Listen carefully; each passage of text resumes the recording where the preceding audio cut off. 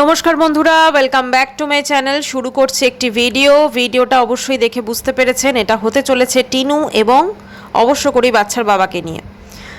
তো বাচ্চার বাবা তো সুন্দরবন থেকে বেরিয়ে ফিরলো, তাকে নিয়েও বেশ কিছু কথা বলার আছে এবং অবশ্য করেই তো আমার মেন কন্টেন্ট হচ্ছে টিনু, তো টিনুকে নিয়ে তো অবশ্যই বলার আছে। তা প্রথমে যেটা বলার সেটা হচ্ছে টিনুর আজকের যে ব্লগটা দিয়েছে।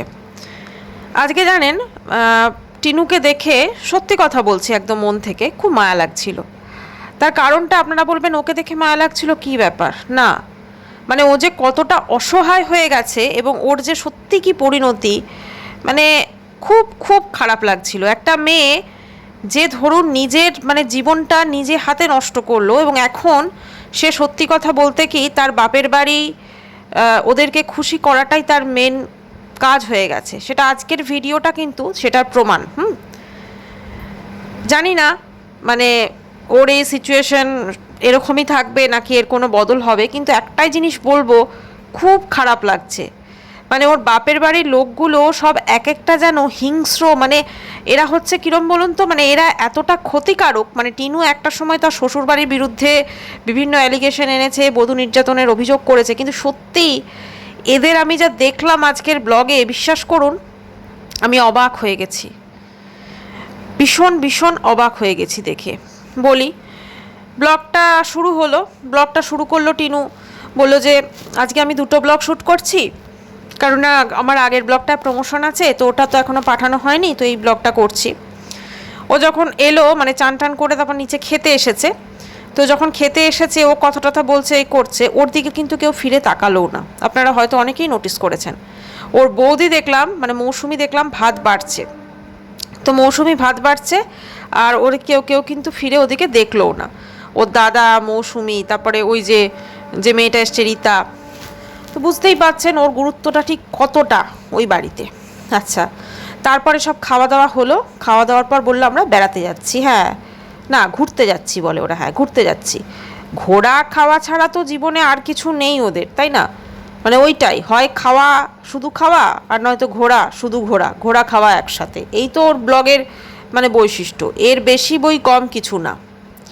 তো যাই হোক, সেরকমই মানে ও মোটামুটিভাবে বেরোলো বিকেলবেলা, কোথায় কোন মালদ্বীপ রিসর্ট না মলদ্বীপ রিসর্ট এরকম কিছু বলল, সেখানে গেল। খুব সুন্দর রিসর্টটা, সত্যিই খুব সুন্দর, এবং দেখে মনে হচ্ছে ওখানে বোধহয় কোনো বিয়ে বাড়ি বা এই জাতীয় জিনিস বোধহয় হয়, খুব ভালো ওই পারপাসে হয়তো ভাড়াটা দেওয়া হয়। খুব সুন্দর জায়গাটা, এবং ওখানে বেশ লাইটিং ফাইটিং করা আছে, সেখানে ছবি তুলছে, এই করছে, ও সব কিছু করছে। আচ্ছা, ওখানে গিয়ে ফার্স্টে এই দোকানগুলো কোথায়, দাদাকে বলছে দোকান মানে খাবার দাবার দোকান, তখন দেখলাম ওদিকে।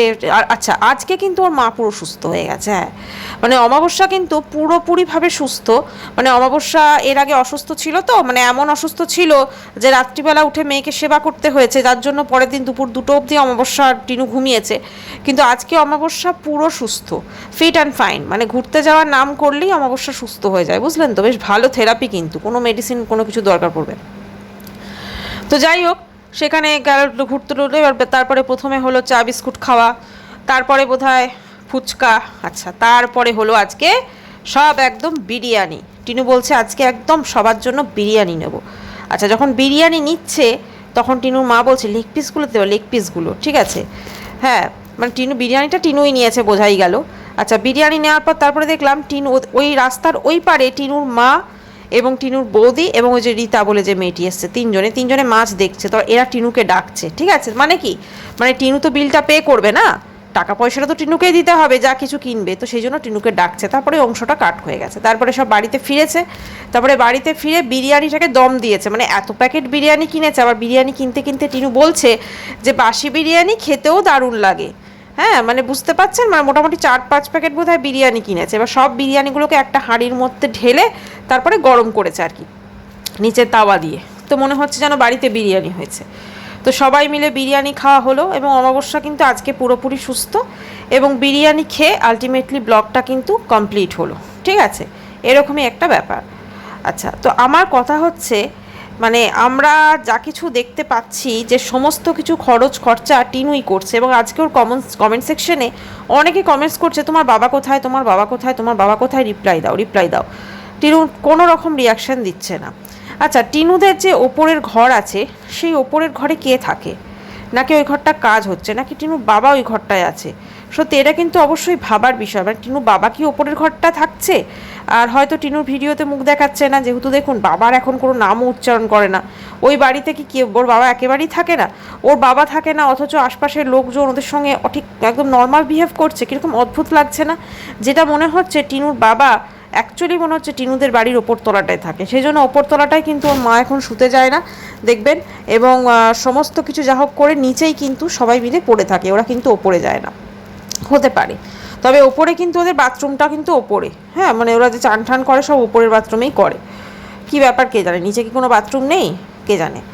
যাই হোক, তো তারপরে মোটামুটি এইভাবেই ও ব্লগটা শেষ হলো। মানে ব্লগে একটা জিনিস বোঝা গেল যে ওর কিন্তু সত্যি কথা বলতে টাকা পয়সাটা জোগানোটাই কিন্তু ওর হচ্ছে মেন কাজ ওই ফ্যামিলিতে। মানে যতদিন ওর ওই টাকা পয়সার ভ্যালু আছে ততদিন কিন্তু ওরও সত্যি ভ্যালু আছে। ওর যখন টাকা পয়সা থাকবে না তখন কিন্তু ওর আর কোনো গুরুত্বই থাকবে না। ও কিন্তু টোটালি একদম জাস্ট মানে ওকে ওর বাপের বাড়ির লোক ছুঁড়ে ফেলে দেবে। এখন মেয়ের পয়সায় বিরিয়ানি খেতে অমাবস্যার খুব ভালো লাগছে। আমি ভাবছি ওর দাদাটাকে দেখি খালি, হ্যাঁ, একটা পুরুষ মানুষ হয়ে তুই তো লজ্জা লাগা উচিত, লাইফার কথা বলছি, লজ্জা লাগা উচিত যে বোনের পয়সায় খাওয়া দাওয়া করছে, বিরিয়ানি খাচ্ছে, এই খাচ্ছে সেই খাচ্ছে। হ্যাঁ, টোটো চালাক আর যাই চালাক, গোটা ফ্যামিলিকে বিরিয়ানি খাওয়ানোর তো ক্ষমতা ওর আছে, তাই না? মানে ওর তো এইটুকু ক্ষমতা আছে যে আমি টোটো চালাই বা যাই করি, অন্তত ওইটুকু টাকা আছে যে গোটা ফ্যামিলিকেও বিরিয়ানি খাওয়াতে পারে একটা দিন। সেইটুকুও করার ক্ষমতা নেই, সেইটুকু ওর বোনের পয়সাতে চলছে। লজ্জা লাগা উচিত। ধিক্কার, ধিক্কার ওরকম অমাবস্যার ফ্যামিলিকে। মানে টিনু কি করতে যে মানে ও শ্বশুরবাড়ির লোকের মানে ঘাড়ে দোষ চাপালো, আজকে অবশ্য কর্মফল ভোগ করছে, আর কিচ্ছু না। মানে একটা দিন তো মানে কি ওদের কি কত কিছু বলেছে শ্বশুরবাড়ির লোকে, কিতনে আদমি থে, এই থে ওই থে কাহা থে, হ্যাঁ, কত কিছু করেছে। আর বাপের বাড়ির প্ররোচনা নেচেছে বলতে গেলে। আর আজকে দেখুন কি অবস্থা, বাপের বাড়িতেই টিনু কিন্তু নির্যাতিতা হচ্ছে এক প্রকার বলতে গেলে। কিন্তু সেটা আরও মুখ ফুটে বলতে পারছে না। এবং বাপের বাড়িতে আজকেও বিরিয়ানি কিনে দিচ্ছে বলে, খাবার দাবার কিনে দিচ্ছে বলে, খরচ খরচা করে বলে সব মুখে হাসি দেখেছেন। মানে হাসি একদম সব বন্যা বয়ে যাচ্ছে। যখন বোন খরচ করবে তখনই কিন্তু বোনের ভ্যালুটা ওই বাড়িতে আছে, আদারওয়াইজ কিন্তু টিনুর ওখানে কোনো ভ্যালু নেই, কোনো ভ্যালু নেই। ঠিক আছে, এটাই হচ্ছে মেন কথা।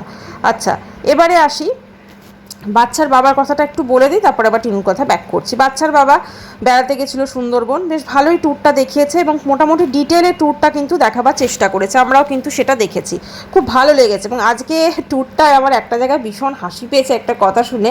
সেটা হচ্ছে যে ওরা যে দুদিন পর পর ঘুরেছে, দুদিন পর পরই ওদের কিন্তু ওই পকোড়া দিয়েছে। ঠিক আছে, মানে ব্রেকফাস্টের পর একবার মাঝখানে একটা স্ন্যাক্স হিসেবে পকোড়া খাইয়েছে। প্রথমে প্রথম দিন আমুদি মাছের পকোড়া দিয়েছিল, আর তার পরের দিন আলু ভাজা দিয়েছিল।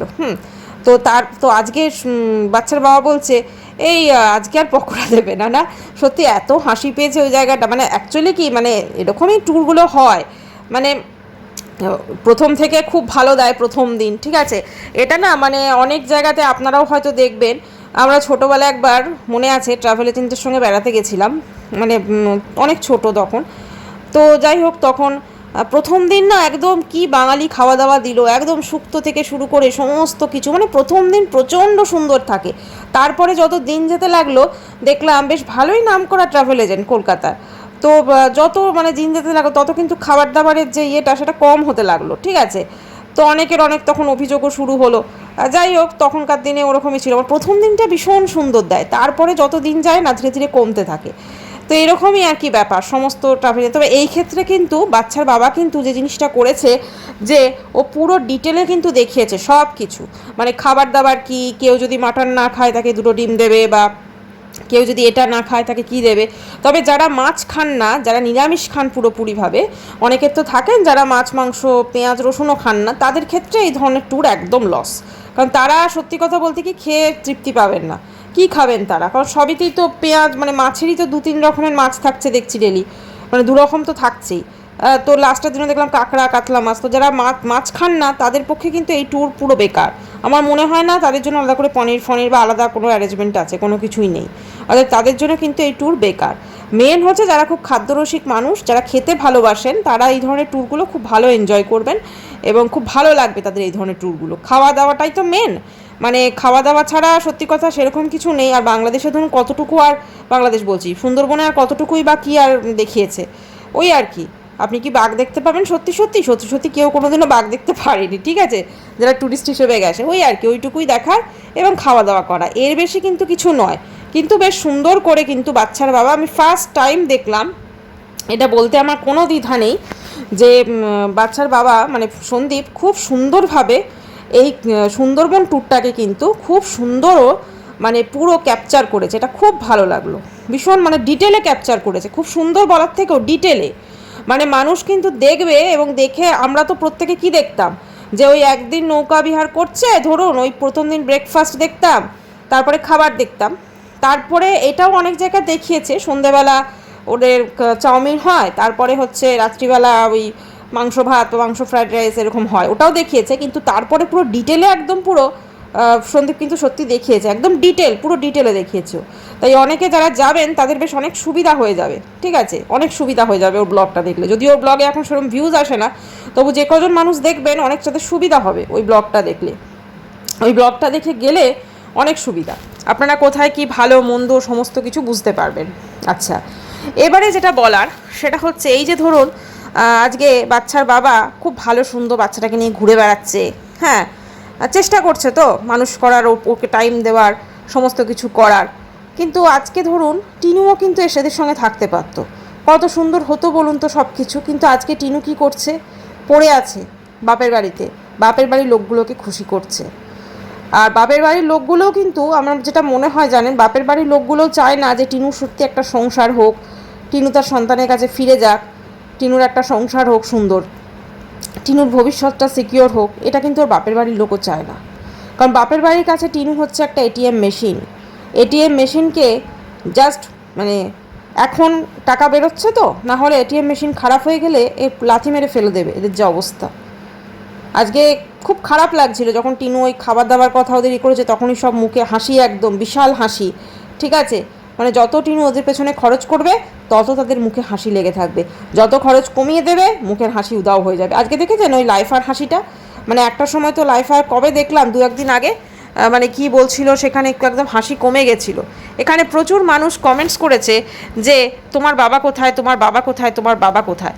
মানে ম্যাক্সিমাম কমেন্টস কিন্তু এখানে এই এসছে যে তোমার বাবা কোথায়, তোমার বাবা কোথায় একবার বলো, তোমার বাবা কোথায় আছে জবাব দাও, তোমার বাবা কোথায় আছে কি বলো, তোমার বাবা কেন দেখা যাচ্ছে না, তোমার বাবা কি তোমাদের ছেড়ে ছেড়ে দিয়েছে, তোমার বাবা কি মানে নেই, বা তোমার বাবা কোথায় থাকে, কেন তুমি জবাব দিচ্ছ না, এরকম প্রচুর প্রচুর কমেন্টস এসছে। কিন্তু টিনু কিন্তু সেই সব কমেন্টসগুলো জাস্ট দেখছে না, ইগনোর করে যাচ্ছে। ওখানে এমনও কমেন্টস আছে যেখানে ও লাভ রিয়াক্ট দিয়েছে, কিন্তু টিনুর বাবার কমেন্টসগুলোতে তোমার একজন লিখেছে তোমার বাবা এবং তোমার ঠাম্মি দুজনেই উদাও। এই বাবা ঠাম্মি উদাও রহস্যটা সত্যি কি এটা শুধুমাত্র টিনু জানে। ঠাম্মি তো চলুন ঠিক আছে, আমরা জানছি যে উনি দিল্লিতে আছেন, কিন্তু বাবা, বাবা তো ওয়েস্ট বেঙ্গলে আছে, তাহলে বাবা কি ওয়েস্ট বেঙ্গলে ওদের বাড়ির ওপরে আছে? মানে সেই জন্যই কি বাবাকে দেখানো যাচ্ছে না? মানে বাবার সঙ্গে সম্পর্ক কি একদম শেষ পর্যায়ে পৌঁছেছে? বাবার সঙ্গে কি আর কোনো রকম সম্পর্ক নেই? মানে বাকে তো বাপি বাপি বাপি করে একদম পুরো মাথা খারাপ করে দিত। বাপি আসতো মেয়ের জন্য কত কিছু নিয়ে, রসগোল্লা থেকে শুরু করে কত কিছু। বাপিকে একটা সময় মোবাইলকে, যদিও সেই মোবাইলটা কেড়ে নিয়েছে বাপির কাছ থেকে, ঠিক আছে, তো আমরা তো অনেক কিছু দেখতাম। এখন তো ভক্তির চ্যানেলটাও তো মানে অমাবস্যা চালাচ্ছে, ঠিক আছে, মানে ওর কাছ থেকে সবই নিয়ে নিয়েছে, বাবার কাছ থেকে, বাপির কাছ থেকে। তো বুঝতেই পাচ্ছেন যে সম্পর্কটা কোথায় গিয়ে আজকে দাঁড়িয়েছে, এবং এর মূলে আছে হচ্ছে, মূল কাণ্ডারি হচ্ছে অমাবস্যা। অমাবস্যা কিন্তু ওই বাড়ি থেকে মোটামুটিভাবে তাড়িয়েছে, একটা সময় শাশুড়িকে তাড়িয়েছে, স্বামীকে তাড়িয়েছে। যেটা এখন মনে হচ্ছে ভক্তি কাকু কিন্তু ওপরে বসে ভক্তিগীতি গাইছে, বুঝলেন তো, ভক্তি কাকু ওই অমাবস্যা বাড়ির ওপরে বসে ভক্তিগীতি গাইছে।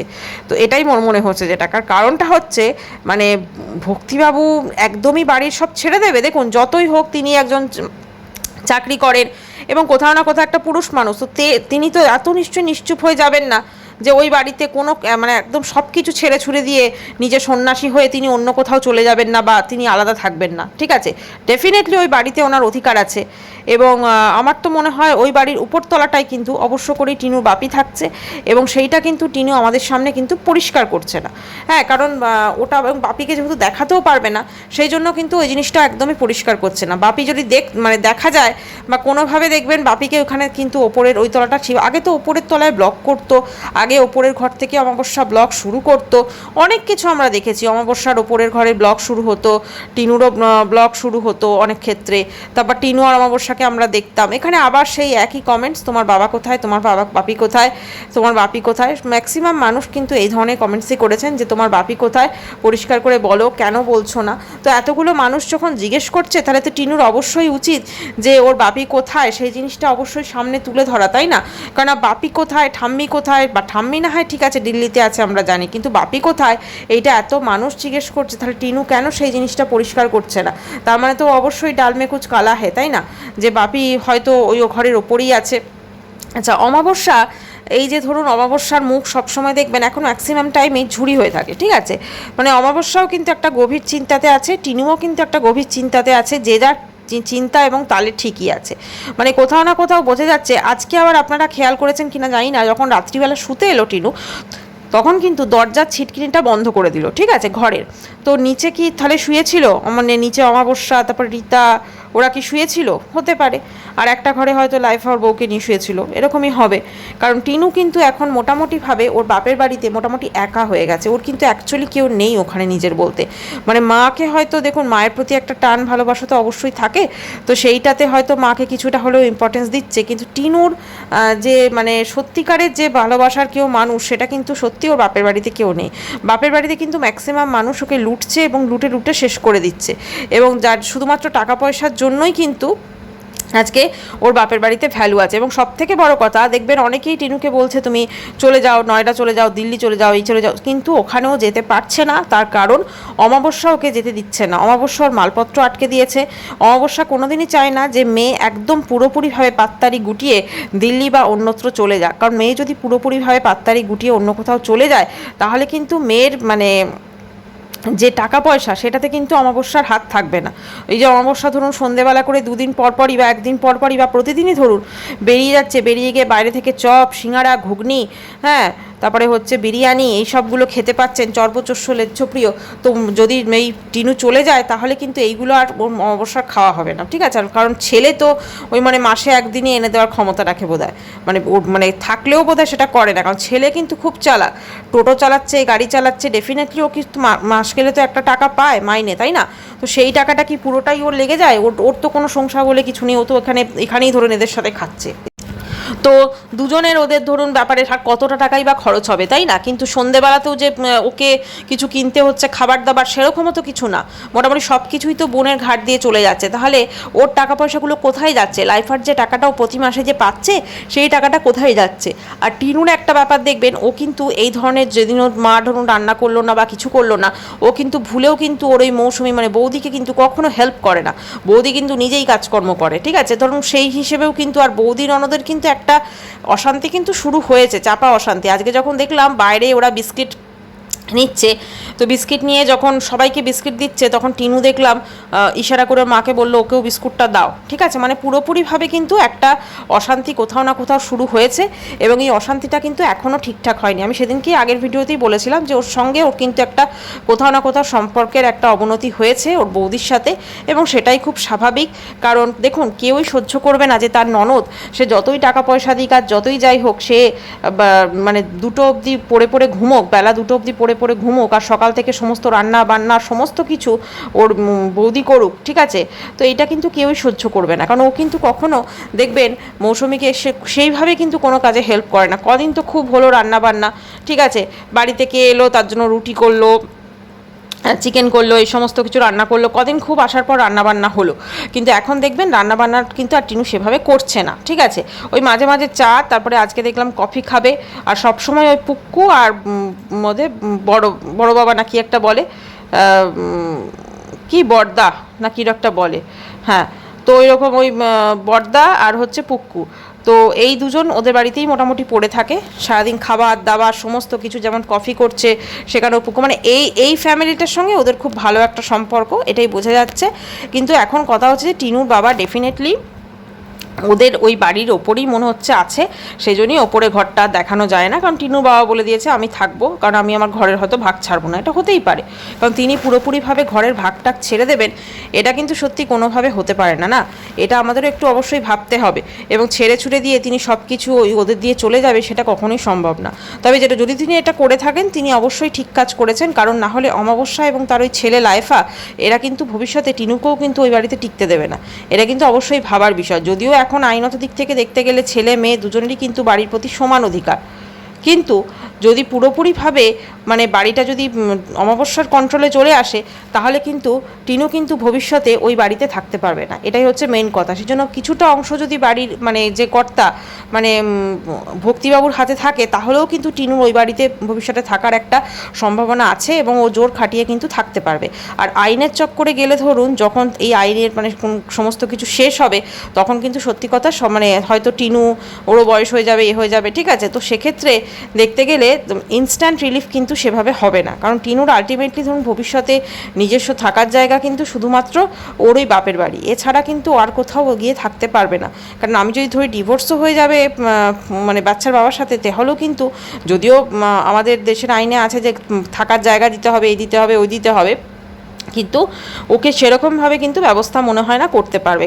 ফলে ওকে কিন্তু একদম পুরোপুরিভাবে ওর বাপের বাড়ির ওপরই ডিপেন্ড করতে হবে। সেই জন্য বাপের বাড়ির ওপর যদি ডিপেন্ড করতে হয় বা বাপের বাড়িতে যদি থাকতে হয়, সব থেকে আগে যেটা করতে হবে, ওর ওইখানে কিন্তু যেমন লাইফার অধিকার আছে ওই বাড়িটার প্রতি, ঠিক সেরকমভাবেই কিন্তু টিনুরও ওখানে অধিকার আছে, এবং সেই অধিকারবোধটা কিন্তু নিজের প্রতি জাগ্রত করা, এবং অবশ্যই মান্থলি কিন্তু ব্যাংকে কিছু টাকা জমানো, না হলে কিন্তু এই মানুষগুলো বিপদে পড়লে কেউই কিন্তু থাকবে না। ওর দাদা তো সব থেকে আগে কেটে পড়বে লাইফা, আর লাইফা যদি কেটে পড়ে তো অবশ্যই মৌসুমিও কেটে পড়বে, এবং ওর মা যদি তখন বেঁচে নাও থাকে বা মা যদি বয়স হয়ে যায়, কিছু করার না থাকে, মা করবে না, এটাই হচ্ছে পরিষ্কার কথা।